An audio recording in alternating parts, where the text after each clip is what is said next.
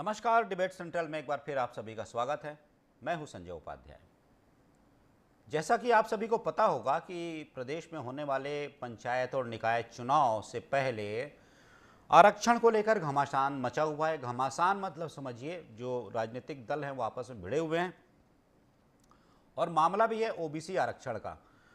ये कहा जा रहा है, ये आरोप लगा रही है कांग्रेस, विपक्ष आरोप लगा रहा है कि जो ओबीसी आरक्षण है उसमें भाजपा ने सेंध मारी है या सरकार ने उसमें कटौती की है।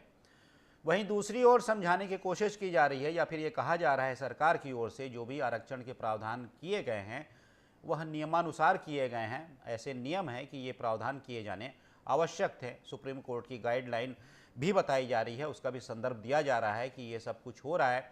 और ये भी कुछ जानकारी मिल रही है, बताया जा रहा है कि इससे पहले महाराष्ट्र और मध्य प्रदेश में चुनाव हुए हैं तो वहाँ भी इसी परिपाटी पर हुए हैं, इसी गाइडलाइन के साथ हुए हैं।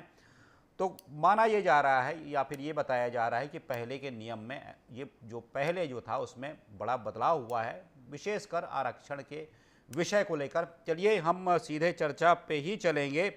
परिचय करवा दूँ अपने विशेष मेहमानों का जो मेरे साथ जुड़े हुए हैं। रुपेश दुबे जी हैं, प्रवक्ता हैं कांग्रेस के। रुपेश जी आपका स्वागत है। आलोक सोनी हैं, प्रवक्ता हैं, भारतीय जनता पार्टी के नेता हैं। आलोक जी आपका स्वागत है। साथ ही साथ रमेश पांडे जी मेरे साथ जुड़े हुए हैं, वरिष्ठ पत्रकार हैं, वो भी समझाएंगे। रमेश जी, मैं तो सबसे पहले आज मेरी आपकी चर्चा भी हो रही थी, मैंने कहा था कि मैं पहले आपके पास आऊँगा समझूंगा, लेकिन इसी बीच मैं ये देख रहा था कि इसी बीच मैं कुछ देख रहा था, कुछ पढ़ रहा था और भी कुछ बातें हो रही थी। तो उसमें मैंने देखा था कि एक बड़ा ही रोचक ये विषय था कि जो उप मुख्यमंत्री हैं अरुण साव, वो कानून की किताब लेकर गए थे। कानून की किताब लेकर वो वहाँ पहुँचे थे जहाँ पर कि पत्रकारों से बात करनी थी। तो वो कानून की किताब लेकर पहुँचे थे, मतलब वो बताना चाहते थे कि इस कानून की किताब में आरक्षण के क्या प्रावधान किए गए हैं, शायद वो बताना चाहते होंगे। जैसे कि राहुल गांधी भी अभी चाहते हैं, वो संविधान की किताब लेकर घूमते हैं कि बताते हैं कि इसमें क्या प्रावधान है, जैसा वो कहते हैं। लेकिन मैं आपसे ये पूछूंगा आलोक सोनी जी, इसीलिए मैं आपसे पहले आ रहा हूँ, पूछ रहा हूँ आपसे मैं।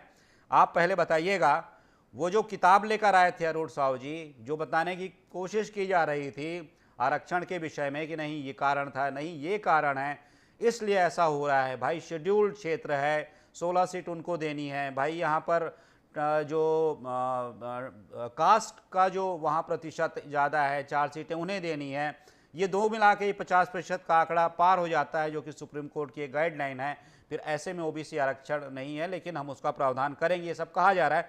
ये जो कानून जो किताब लेकर आए थे डिप्टी सीएम, आप क्यों नहीं समझा पा रहे हैं कांग्रेस को? आलोक जी, कानून में क्या लिखा है, उसमें क्या बातें हैं, क्यों नहीं समझा पा रहे हैं? क्योंकि कांग्रेस अभी भी कह रही है कि आपने कटौती की है। बताइए आलोक जी। समझाने ये भी डिपेंड करता है संजय जी कि आप किसको समझाना चाह रहे हैं। कि वो व्यक्ति जो समझदार है और नासमझ बनने की कोशिश कर रहा है उसे समझाना चाह रहे हैं, या वो व्यक्ति जो वाकई में नासमझ है उसे समझाने की आवश्यकता है। तो कांग्रेस की स्थिति इस वक्त जो है ना, उस ऐसे व्यक्ति की है जो पूरी तरह सब कुछ समझती है और नासमझ बनने की कोशिश कर रही है। ये स्पष्ट माननीय उच्च न्यायालय का गाइडलाइन है कि आपके रिजर्वेशन का जो आंकड़ा है वो किसी भी कंडीशन में 50% से अधिक नहीं होना चाहिए, और उसका निर्धारण उस क्षेत्र की जनसंख्या के ऊपर में किया जाएगा। तो जब नगरीय निकाय वहां पर में तो ओबीसी आरक्षण जो है वो जनसंख्या के आधार पर हुआ, जैसे ओबीसी वर्ग जहाँ पे निवास करता है। लेकिन जब ग्रामीण अंचल की तरफ हम जाते हैं छत्तीसगढ़ में, तो उनकी जो जनसंख्या है उसके आधार पर जब आरक्षित किया जाता है, तो वो 50% का जो आरक्षण का जो क्षेत्र है वो उनकी जनसंख्या के आधार पर ही आरक्षित हो जाना है। नहीं आलोक जी, थोड़ा सा समझाइएगा, हम भी समझ ले, आप थोड़ा समझाइए। ये समझाइए कि आपने कहा था कि मैं जो पढ़ रहा था कि आपने आयोग का गठन किया था, आयोग की रिपोर्ट आई, आयोग की अनुशंसा है कि जो ओबीसी का आरक्षण है वो 50% तक हो सकता है, जो पिछले समय 27% था। तो अभी 50% कहां पर है? कहीं है 50%? देखिए, कहां पर में ये लागू होगा, उस जगह पे लागू होगा जहां पर में वो जनसंख्या निवासित है। यदि एक किसी विधानसभा क्षेत्र में, किसी निगम में या किसी और जहां पर में चुनाव होने, उस क्षेत्र का जो प्रतिनिधि है, अगर 50% से अधिक ओबीसी वहां पर में निवासरत है, तब वहां पर में वो जो नियम जिसकी आप बात कर रहे हैं वो लागू होगा। लेकिन यदि वहां पर मैं शेड्यूल कास्ट, SC ST, तो अन्य यदि कोई जातिगत समीकरण वहां बैठा है, उनकी जनसंख्या यदि वहां ज्यादा है, तो फिर उसके अनुसार ओबीसी की जो जनसंख्या यदि वहां पे कम है, वही मैं बताने की कोशिश करता कि चूंकि हमारे पास जो नगरीय निकाय के क्षेत्र है, तो वहां पर में जो आरक्षण की व्यवस्था है, हमने बराबर उस तरह से जैसा जनसंख्या के हिसाब से किया गया।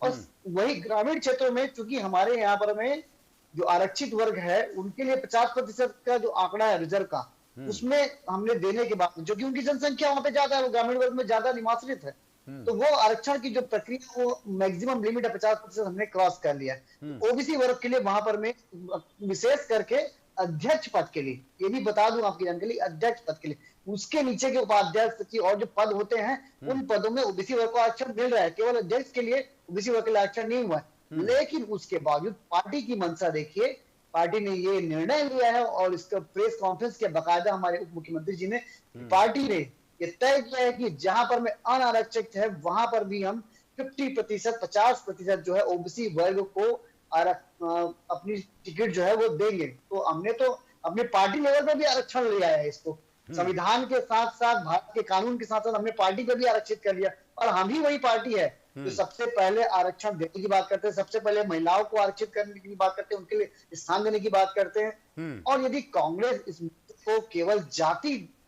भावना भड़काने के मुद्दे से इसे बाहर लाती है, इसे बरगलाने की कोशिश करती है, जातिगत खिलवाड़ करने की कोशिश करती है, तो इस बात को कांग्रेस को समझना चाहिए कि अब छत्तीसगढ़ की जनता की आंखें खुल चुकी है, और उन्होंने विधानसभा लोकसभा में उन्हें आईना दिखा दिया। ठीक है, रुपेश जी बताइए, कह रहे हैं, देखिए रुपेश जी, आप तो कानून के जानकार भी हैं, आप विधिवेत्ता हैं, आपको पता होगा जो कह रहे हैं आलोक जी, या फिर मैं जो शुरुआत में कह रहा था, जो रमेश जी कहेंगे अभी आप भी, क्योंकि मैं नहीं समझता कि आप नहीं समझते हो, फिर भी क्या कुछ ऐसा आपको दिखाई दे रहा है जो समझ में नहीं आ रहा है, कांग्रेस नहीं समझ पा रही है कि आरक्षण के जो तमाम प्रावधान हैं, सुप्रीम कोर्ट की जो जितनी गाइडलाइन है, और जैसा आलोक जी बता रहे हैं, अधिसूचित क्षेत्र है, अधिसूचित क्षेत्र की वहाँ पर अपनी कुछ मर्यादाएं हैं, बाध्यताएं हैं, कानून सम्मत अपेक्षाएं हैं जो की जाती हैं, तो फिर ऐसे में आप बताइए कि ये जो विरोध हो रहा है, तो किस बात का विरोध हो रहा है? क्या ये जो बताना चाह रहे हैं वो बात समझ में नहीं आ रही है? बात ये है, यहाँ तक ये इतनी ही बात है। रुपेश जी। संजय जी नमस्कार। जी नमस्कार। पांडे जी नमस्कार। आलोक सोनी जी नमस्कार। संजय जी, यह छत्तीसगढ़ का भाजपा नेतृत्व के चलते दुर्भाग्य कहा जाए, एक बहुसंख्यक वर्ग ओबीसी वर्ग है, उसके आरक्षण में जिस प्रकार से कटौती, बार बार आलोक सोनी जी जनसंख्या की बात कर रहे हैं। वर्ष 2011 से आज तक तो जनगणना करा नहीं सके, 2021 में होना था, आज 2025 आ गया, और उसके बाद यदि आरक्षण नियमों की, जैसे सुप्रीम कोर्ट की गाइडलाइन के हवाला दे रहे हैं, तो क्या इसके पहले जो निर्वाचन में ओबीसी वर्ग को अब जितना स्थान मिला था, क्या वो गलत था, या अभी तक छत्तीसगढ़ में जितने ओबीसी वर्ग को प्रतिनिधित्व मिलता था वो गलत था? संजय जी, भाजपा की नीति और नियम दोनों आरक्षण के विषय में प्रारंभ से स्पष्ट एक तरह से कहा जाए, इनके आरक्षण के नीति में खोट है। इन्होंने पहले आरक्षण का नियम बनाया, उसके बाद माननीय उच्च न्यायालय में मामला गया, माननीय उच्च न्यायालय में मामला जाने के बाद ननकीराम कमेटी की जो रिपोर्ट थी, उसको भी भाजपा की सरकार वहां प्रस्तुत नहीं कर सकी। माननीय उच्च न्यायालय ने आरक्षण को निरस्त किया। छत्तीसगढ़ में कांग्रेस सरकार थी, विधानसभा में विशेष विधेयक ला करके विधानसभा में पारित किया, वहां भाजपा के नेता भी उसमें अपनी सहमति व्यक्त किए। राजभवन में मामला गया, अटक गया। आज छत्तीसगढ़ में भाजपा की सरकार है, तो वो बता दे कि किस आरक्षण नियमावली को लागू करना चाहिए, और बार बार जनसंख्या की बात कर रहे हैं। क्या छत्तीसगढ़ में एक भी जिला पंचायत का अध्यक्ष ओबीसी नहीं होना चाहिए? और इस प्रकार से नगरीय निकाय चुनाव में भी जो इनका जो आरक्षण और परिसीमन की जो प्रक्रिया रही है, वो वर्ष 2011 की जनगणना के आधार पे हुई है जी। आज वर्तमान में कल मतदाता सूची का प्रकाशन होना है। निश्चित रूप से 2011 की जो जनगणना मतदाताओं की संख्या है, वर्ग विशेष की संख्या है, और वर्तमान में जो है उसमें काफी अंतर आएगा जी।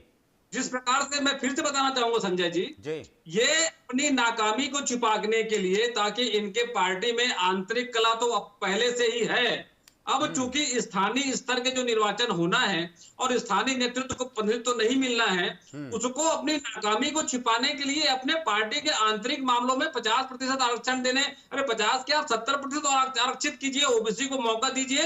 कांग्रेस पार्टी सभी धर्मों को, सभी जातियों को बराबर सम्मान देती थी। ओबीसी वर्ग के लिए कांग्रेस पार्टी ने अनुसूचित क्षेत्रों में भी 25% आरक्षण देने की बात करी थी।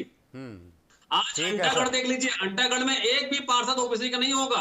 कांकेर में पहले 5 पार्षद ओबीसी के होते थे, आज 4 पार्षद हो गए हैं। और फिर से बताना चाहूंगा, जिला पंचायत छत्तीसगढ़ में, जिला पंचायत में कांग्रेस के कार्यकाल में 7 जिला पंचायत के अध्यक्ष ओबीसी थे। आज एक भी ओबीसी का जिला पंचायत का अध्यक्ष नहीं होगा। ये भाजपा का ओबीसी वर्ग के साथ अन्याय का प्रमाण है। ठीक है, लेकिन मैं ये देख रहा था आलोक जी, चलिए मैं पिछले सवाल में आता हूँ। अगर ये प्रतिशत आपने 24% जो बताया है रुपेश जी, मैं ये कैलकुलेशन कर रहा था, बैठा था, अभी बची कितनी 13 सीटें हैं। 13 सीटें जो सामान्य वर्ग की है, उसमें मैं कैलकुलेशन निकाल रहा था। अगर 8 सीट ये ओबीसी को दे देते हैं तब आपके बराबर पहुंच जाते हैं। अगर ये 9 सीट ओबीसी को दे देते हैं 13 में से, तो आपको दी गई सीट से ये ऊपर चले जाते हैं। उस सामान्य वर्ग की सीट से अगर देते हैं, मैं कैलकुलेशन कर रहा था, 7 सीट देते हैं तो आपसे थोड़ा कम रह जाते हैं।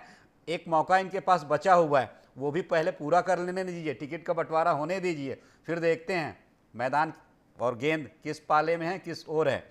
रमेश पांडे जी, आप भी सुन रहे होंगे, जैसा मैं चर्चा की शुरुआत आपसे ही करने वाला था, लेकिन कुछ विषय थे, मैं कहा कि पहले पूछ लूं, समझ लूं, फिर आपके पास जाऊं, पहले दोनों प्रवक्ताओं को सुन लूं मैं। अब आप बताइए, जैसा आलोक जी कह रहे हैं कि भाई आरक्षण का जो प्रावधान है, सुप्रीम कोर्ट की जो गाइडलाइन है, हम तो वही कर रहे हैं।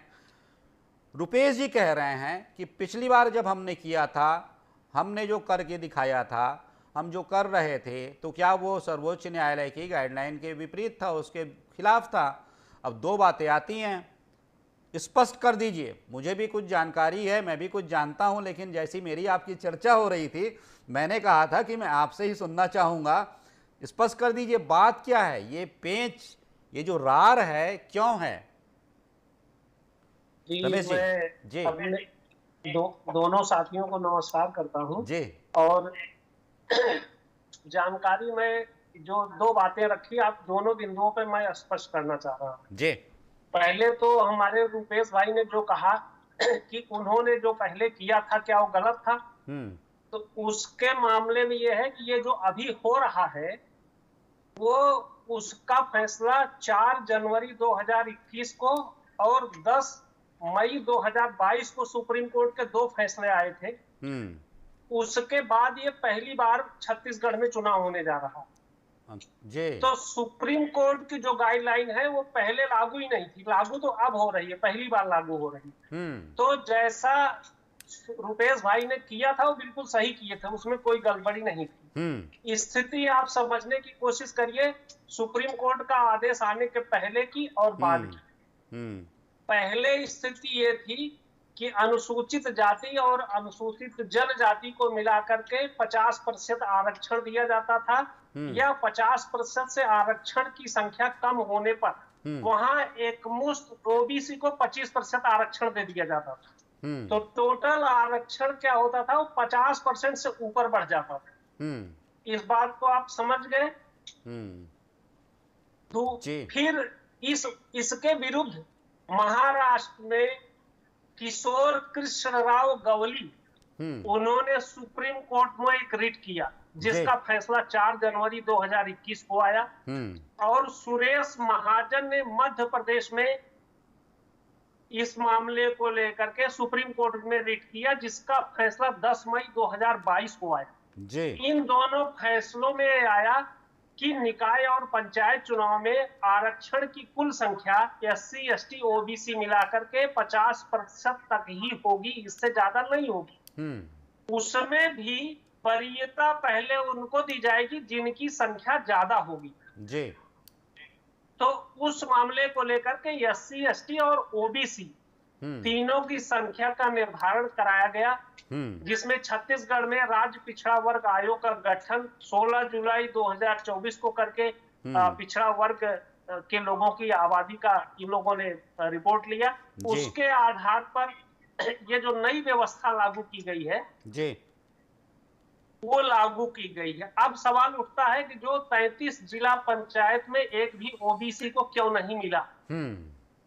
इसका मसला जो आपसे मेरी बात भी हुई तो मैं ये नहीं समझता था कि जो 16 एसटी को जो सीटें गई है वो क्यों गई हैं। तो आपने भी क्लियर किया, मैं भी बाद में अध्ययन किया तो पता चला कि 16 जो अनुसूचित क्षेत्र हैं, अनुसूचित जनजाति के लिए, एसटी के लिए, वो 32% छत्तीसगढ़ में एसटी है, तो एसटी के लिए 16 सीटें चली गई। उसके बाद करीब 13% एससी बचता है, उसको 4 सीटें चली गई। तो टोटल संख्या 33 में आरक्षण की संख्या 20 हो गई, जो 50% से ज्यादा हो गई अपने आप में। तो 50% से जब ज्यादा हो गई तो ओबीसी को कोई मौका ही नहीं मिला। अच्छा, ओबीसी में एक बात और स्पष्ट कर लीजिए, जो ओबीसी को 50% मिलेगा वो कहाँ मिलेगा?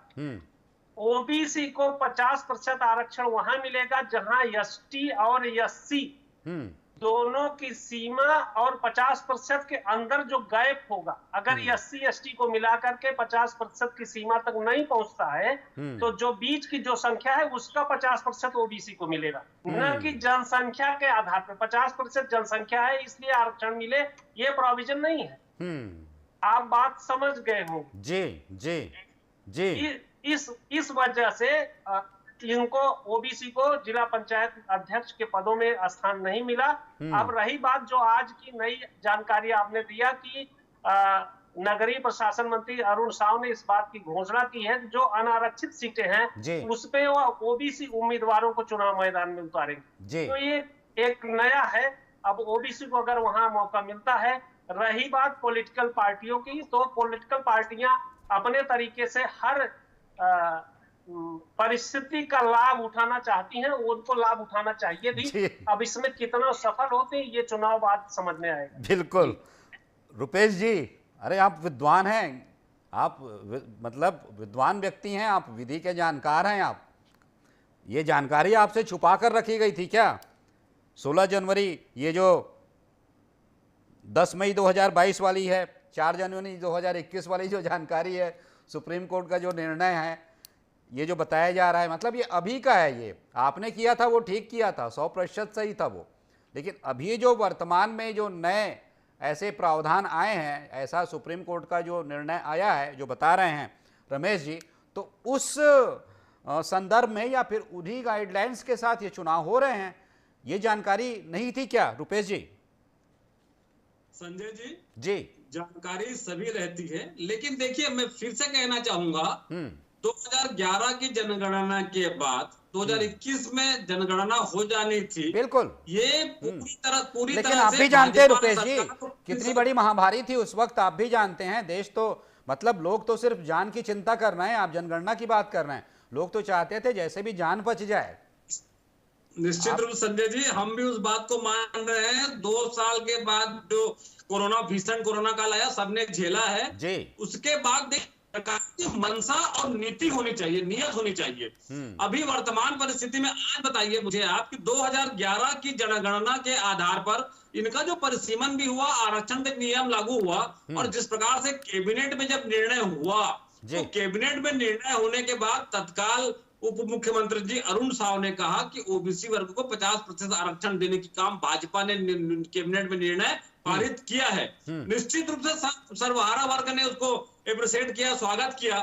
लेकिन जैसे जैसे सरकार की कार्य प्रणाली सामने आती गई और बार बार एक पिछड़ा वर्ग आयोग बनाया, तो क्या पिछड़ा वर्ग की संख्या इतनी कम है छत्तीसगढ़ में कि उनको एक भी सीट नहीं मिल पा रहा है ओबीसी की जिला पंचायत में? क्या वार्डों में पार्षदों के लिए जो पहले 5 सीट थी वो 4 हो गए? क्या ओबीसी की संख्या घट गई? निश्चित रूप से सरकार को अपनी मंशा साफ रखनी चाहिए, और चूंकि अपनी नाकामी, निश्चित रूप से यह शब्द, वही शब्द उपयोग किया जाएगा, अपनी नाकामी को छिपाने के लिए अपने पार्टी के आंतरिक निर्णय में फिर से इन्होंने कहा है कि हम 50% या जो भी ओबीसी के लोगों को मौका देंगे। इसका मतलब यह है कि भाजपा 2 सामान्य वर्ग और ओबीसी वर्ग के बीच में लकीर खींचना चाहती है, आपसी वैमनस्यता बढ़ाना चाहती है, राजनीति में यह कहा जाता है कि योग्यता देख करके जो चुनाव जीतने वाला प्रत्याशी हो उसको टिकट दिया जाता है। इस नियम को भी भाजपा अपनी नाकामी छिपाने के लिए, फिर से मैं कहूंगा, दोनों वर्ग विशेष और आने वाले दिनों में छत्तीसगढ़ में जाति गुटबाजियां, जाति संघर्ष होना प्रारंभ हो जाएगा। ये सिर्फ धर्म पे राजनीति कर सकते हैं, जहां फायदा देना है वहां ये फायदा नहीं देते। ठीक है, जवाब दे लीजिए आलोक जी, सीधे सीधे जवाब। बहुत सारी बातें हैं, फिर भी मैं कह रहा हूं, जैसा कि पांडे जी कह रहे थे, रमेश जी जो बता रहे थे 50% कैसा है, मैं कह रहा हूं रुपेश जी सब कुछ जानते हैं, लेकिन क्या करें, पार्टी धर्म से जुड़े हुए हैं वो, इसलिए वो कहेंगे यही, पार्टी धर्म सर्वोपरि, आपका भी उनका भी। तो चलिए अब आप अपना पार्टी धर्म निभाइए, बताइए जी। पार्टी धर्म की बात आ गई है जी। पिछले कांग्रेस के शासन में कितने स्वयं मुख्यमंत्री ओबीसी वर्ग से थे, कितने मंत्री उन्होंने ओबीसी वर्ग से रखे थे, आप इस बात का अध्ययन कर लीजिए। और आज विष्णुदेव साय जी के शासन में कितने मंत्री ओबीसी वर्ग से आते हैं, इस बात को समझ लीजिए। केवल 2 ओबीसी मुख्यमंत्री, 2 बस ओबीसी मंत्री थे उस समय पे कांग्रेस के शासन में, और आज 6 मंत्री जो है ओबीसी वर्ग से आते हैं। सर मुख्यमंत्री ही ओबीसी वर्ग से थे, वही बोल रहा हूं मैं, लेकिन मंत्री जो थे वो केवल 2 मंत्री ओबीसी वर्ग से थे, आज 6 मंत्री जो है वो ओबीसी वर्ग से, और आज हमने आदिवासी। तो ये पहले जो है, पहले ओबीसी का कार्ड खेले कि ओबीसी वर्ग से मुख्यमंत्री होना चाहिए, फिर बोले कि आदिवासी मुख्यमंत्री। जब जनता पार्टी ने आदिवासी मुख्यमंत्री बना दिया और 6 ओबीसी वर्ग से मंत्री बना दिए, तो आज ये ओबीसी वर्ग की तरफ टारगेट कर रहे हैं।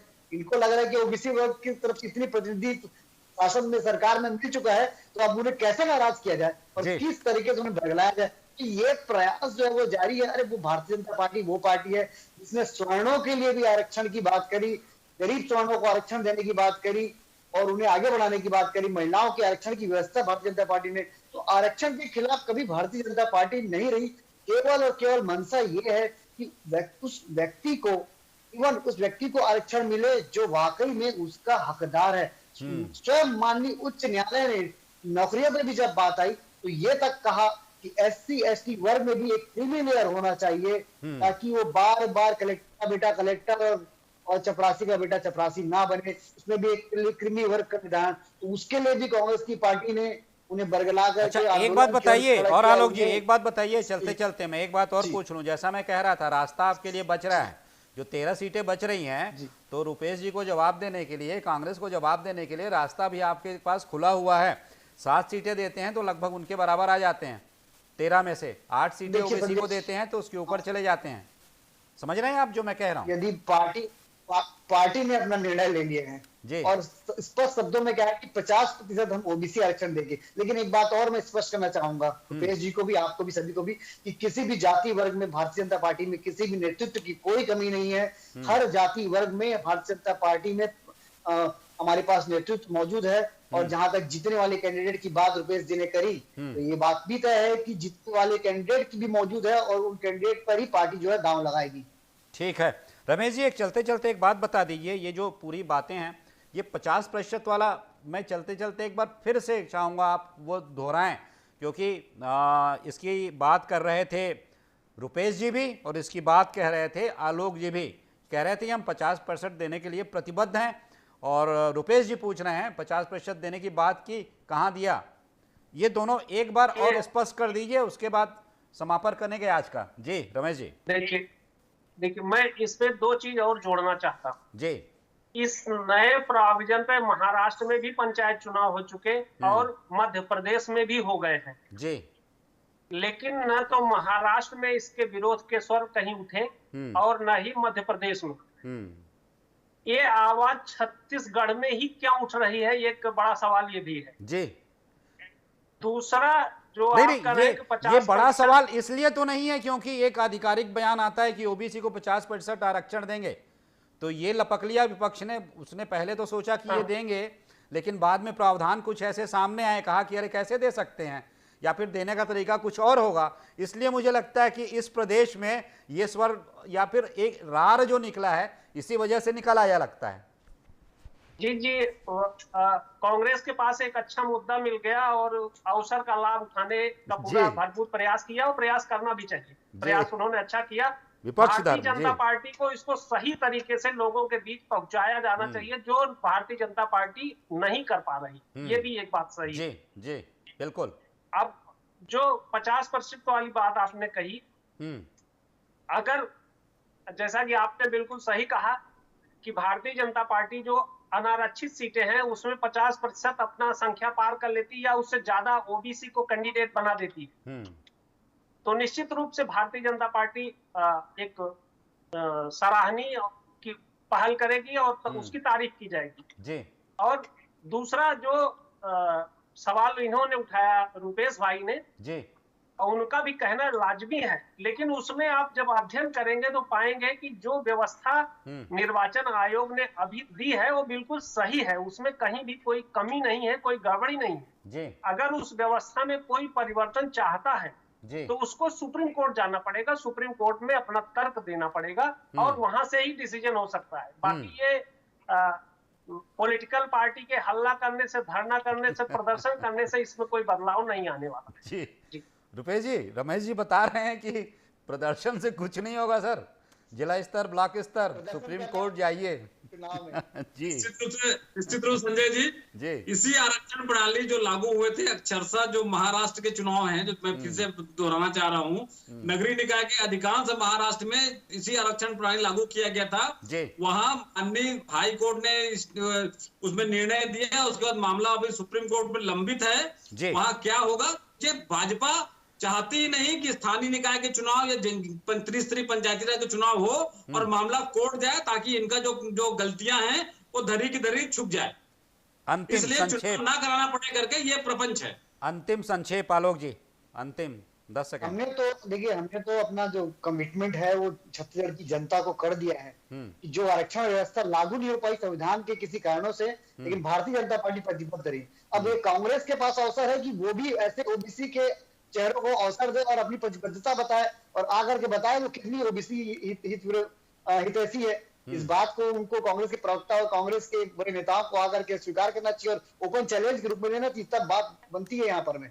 चलिए ठीक है, सही कहा आपने। और ये भी जो पूरी चर्चा से निकल कर आ रहा है, जब टिकट का आप दोनों वितरण कर लें तब उसके बाद बैठकर हम पत्रकारगण समीक्षा करेंगे एक बार कि किसने कितनी ओबीसी की बात की थी और कितने ओबीसी को आपने टिकट दिया, मैदान में उतारा, आपने किस किस वर्ग को कैसे साधा, कितना प्रभाव दिया। फिर ये भी पूछा जाएगा भाई ओबीसी को ज़्यादा दे दिया तो एससी को कम क्यों दे दिया, फिर आप एससी विरोधी हैं, फिर दोनों को ज़्यादा दे दिया, एसटी को कम दे दिया आप तो फिर उसके विरोधी हैं, सबको ये दे दिया तो आप सामान्य। सर विरोधी ठीक है, राजनीति है सर, चलती रहेगी, आप लोगों का धर्म है, विपक्ष का धर्म है, सत्ता पक्ष का अपना धर्म है, पत्रकारिता का अपना धर्म है। तो चलिए आज की चर्चा में आप सभी जुड़े, बहुत बहुत धन्यवाद आलोक जी, धन्यवाद रुपेश जी, बहुत बहुत धन्यवाद रमेश पांडे जी, आप भी हमारे साथ जुड़े, बहुत बहुत धन्यवाद इस चर्चा में जुड़ने के लिए। तो जैसा ओबीसी को लेकर एक प्रकार का पक्ष विपक्ष के बीच वाद विवाद की स्थिति बनी हुई है, वार प्रतिवार हो रहे हैं, बहुत सी बातें अलग अलग तरीके से बताई जा रही हैं, स्पष्ट करने की कोशिश की जा रही है, सुप्रीम कोर्ट की गाइडलाइंस बताई जा रही है। वहीं कांग्रेस जो है अपने स्टैंड पर या फिर कहिए कि अपनी जो रणनीति है उस पर वो बिल्कुल सजग है और उसी पर वो चलती दिखाई दे रही है, आगे बढ़ती दिखाई दे रही है। यही बताने की कोशिश की जा रही है कि सरकार जो है आरक्षण में कटौती कर रही है। हालांकि सरकार हर तरह से कोशिश कर रही है, भारतीय जनता पार्टी भी हर प्रयास कर रही है बताने की अपनी बातें कि वो आरक्षण की विरोधी नहीं है, प्रावधानों को समझाने के भी प्रयास किए जा रहे हैं। तो आज की चर्चा में सिर्फ इतना ही, किसी महत्वपूर्ण फिर विषय पर मिलेंगे, फिर बात करेंगे, तब तक दीजिए आज्ञा, नमस्कार।